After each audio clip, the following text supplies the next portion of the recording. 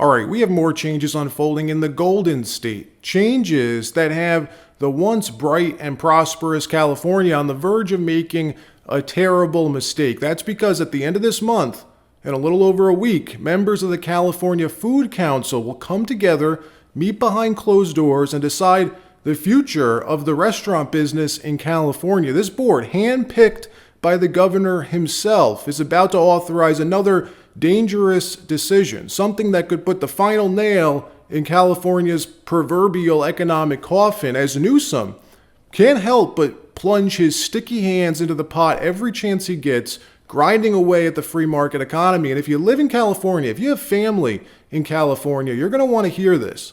This decision may affect you directly. If not, will definitely affect you indirectly. But before we get started, thank you for liking and sharing these videos. It really helps out the channel. And consider subscribing so you don't miss these regular updates.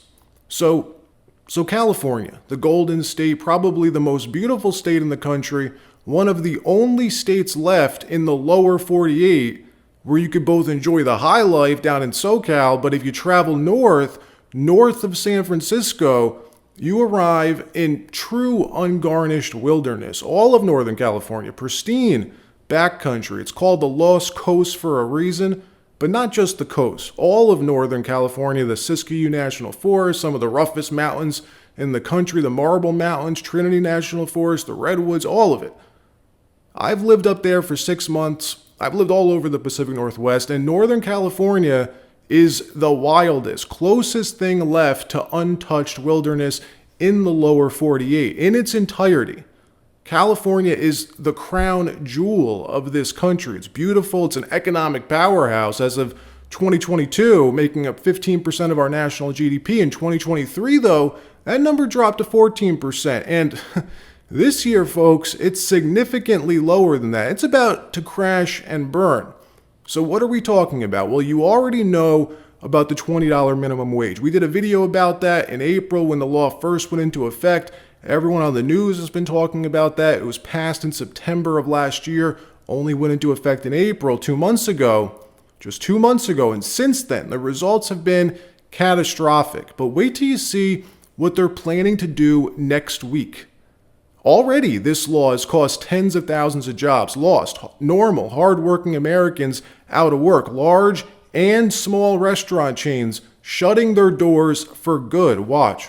In-N-Out is raising prices again. It takes place after our state's minimum wage increased for fast food workers in April. We've got a franchise owner in California, operates 18 McDonald's.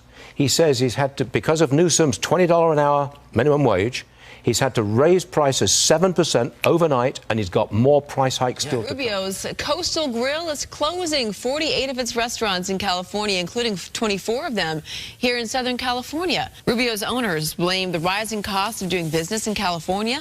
The closures come weeks after a $20 an hour minimum wage hike for fast food workers went into effect. Look, this law, combined with the administration's other policies, has been catastrophic, and it's about to get even worse because at the end of July, in a little more than a week, Gavin's personal kangaroo court, his job court, aka the California Food Council, a board made up of far-left activists and socialists, frankly, whose responsibility is to vote on approving additional policy matters that are written into this law.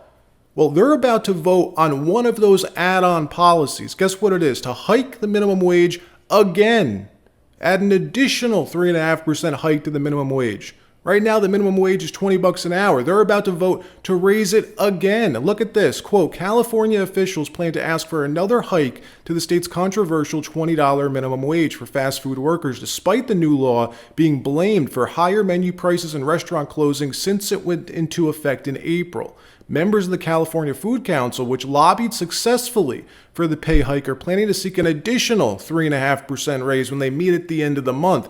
And you may think that doesn't sound like much, but it is. Restaurants operate on the slimmest of margins. As a business owner, you know this. If you're a restaurant owner, you know it better than most. The margins on fast food restaurants are tiny, so tiny. They rely on volume to make up the difference. The only reason the fast food model works is due to high customer volume and cheap labor, both of which are now gone in California. Look at this, quote, "The council was created by Democratic Governor Gavin Newsom, whose name has been floated as a possible replacement for Joe Biden if the aging president drops his bid for re-election." So how are they able to do this? Shouldn't a hike to the minimum wage require a vote in the state assembly?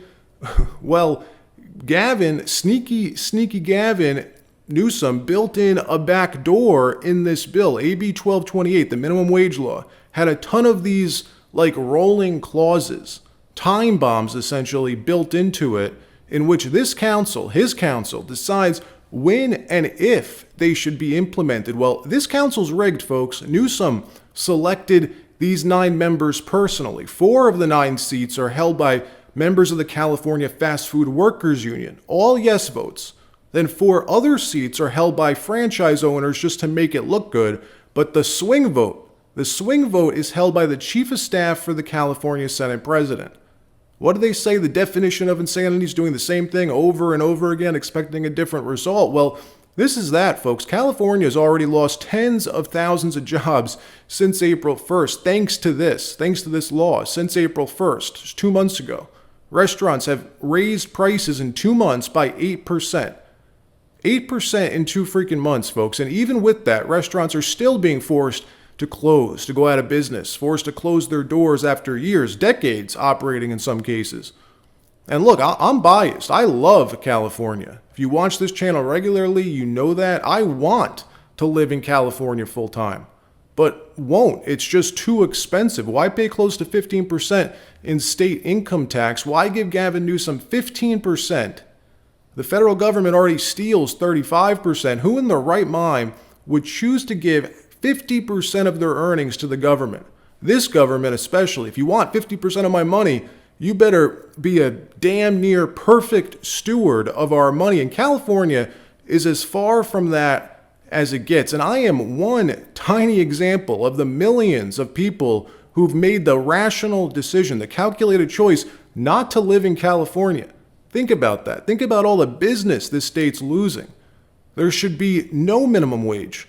The government should keep their sticky, dirty hands out of our money. The free market works. It thrives on competition, on merit.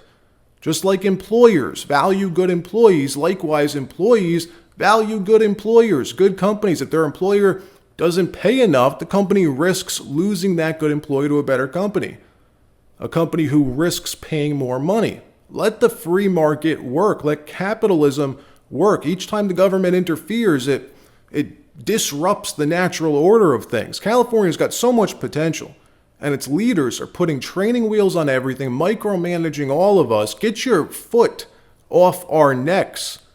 And look, it's not just restaurant jobs. High-paying jobs are now leaving California too. Elon Musk just announced last week he's relocating his remaining businesses out of the state, writing this: "This is the final straw. Because of this law and the many others that preceded it, attacking both families and companies, SpaceX will now move its HQ from Hawthorne, California to Starbase, Texas," saying, did make it clear to Governor Newsom about a year ago that laws of this nature would force families and companies to leave California to protect their children. He also announced that X, formerly Twitter, will move to Austin this year, saying he's had enough of dodging gangs and violent drug addicts just to get in and out of the building.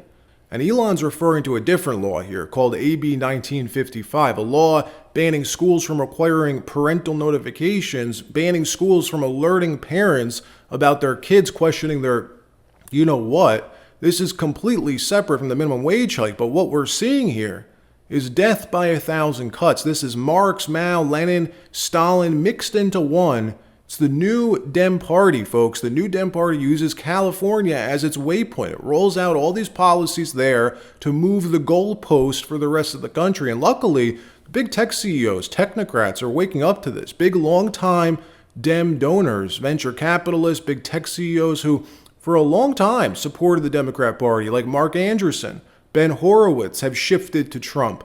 Doug Leone of Sequoia Capital publicly voiced his support for Trump a few weeks ago, and many others. The laws, the views, their policy positions, they've shifted too far at this point, rebranding their party as the dismantle the patriarchy, defund and decolonize.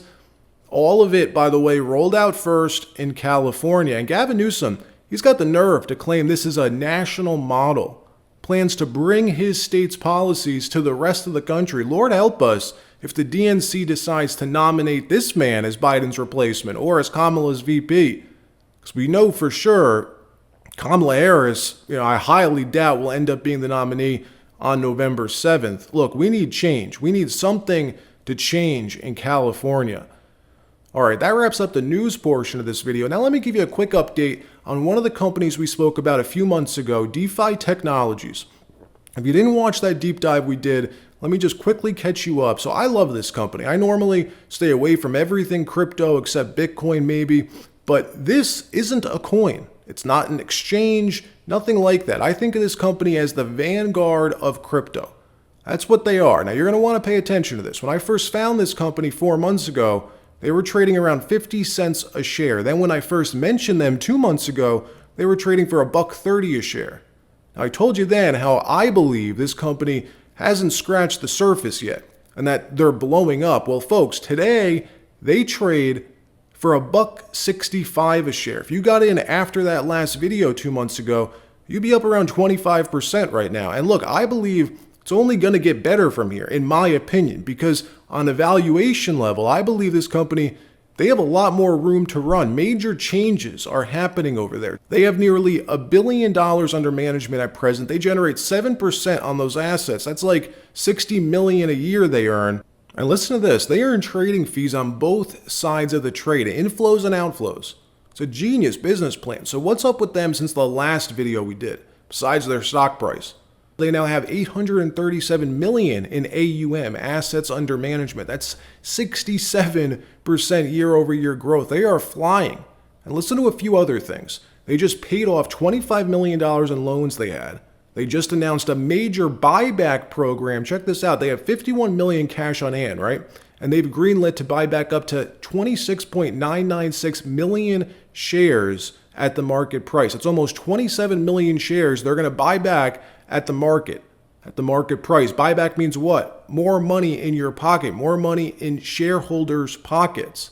They've also expanded their product offerings, launching 11 more ETPs in 2024 thus far. But what really caught my eye, listen to this, is their arbitrage trading desk. A few weeks ago, they cleared $14 million, 19 million Canadian, in low-risk arbitrage trading.